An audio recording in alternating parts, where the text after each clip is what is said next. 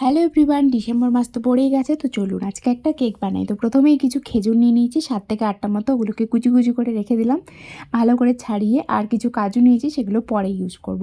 তারপরে এই 2 চামচ চিনি দিয়ে ক্যারামেল বানিয়ে নেব, তার মধ্যে একটুখানি জল দিয়ে সেটাকে একটু পাতলা করে নেব। তারপর সেটাকে ঠান্ডা হওয়ার জন্য রেখে দেবো। এরপর চলে যাব কেক বানানোর জায়গায়। প্রথমে চিনিটাকে গুঁড়ো করে নেব। তো চিনি নিয়েছি এখানে হাফ কাপ আর 3 চামচ। তার মধ্যে দিয়েছি 3টে এলাইচি, 6 থেকে 7টা লবঙ্গ আর 1 পিঞ্চ সিনামন পাউডার। সমস্ত কিছু গুঁড়ো করে এটাকে সাইডে রেখে দিলাম। এরপর নিয়ে নেব 100 গ্রাম বাটার।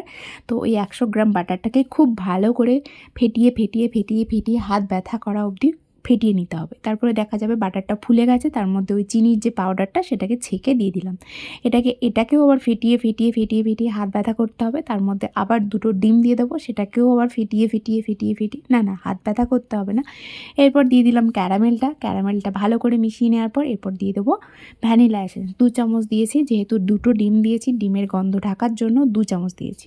এরপর দিয়ে দেবো ময়দা দিয়েছি এখানে 1.5 কাপ, মেপে 1.5 কাপ। তারপরে দিয়ে দেবো 2 চামচ কফি পাউডার, মানে 2টো পাতা দিলেই হবে। এগুলো সমস্ত কিছুকে ভালো করে এখানে ছেঁকে নেবো। ছেঁকে নেওয়ার পর এখানে ভালো করে সব কিছু মিশিয়ে নিতেই হবে, অবশ্যই মেশাতে হবে, খুব ভালো করে মিশিয়ে নিতে হবে যাতে কোনো দলা দলা না থাকে।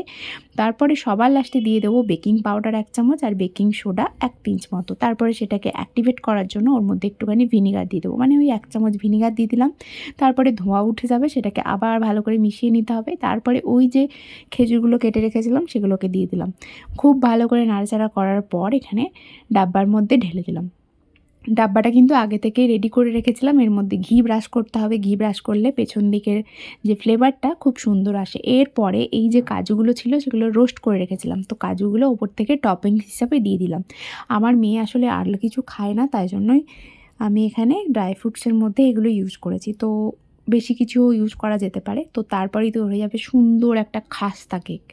আমার এই খাস্তা কেকগুলো খেতে খুব ভালো লাগে। তো যাই হোক, যদি ভিডিওটা ভালো লাগে থাকে তাহলে অবশ্যই কিন্তু একটা লাইক করে দেবেন আর নিজেরাও বাড়িতে ট্রাই করবেন। টাটা।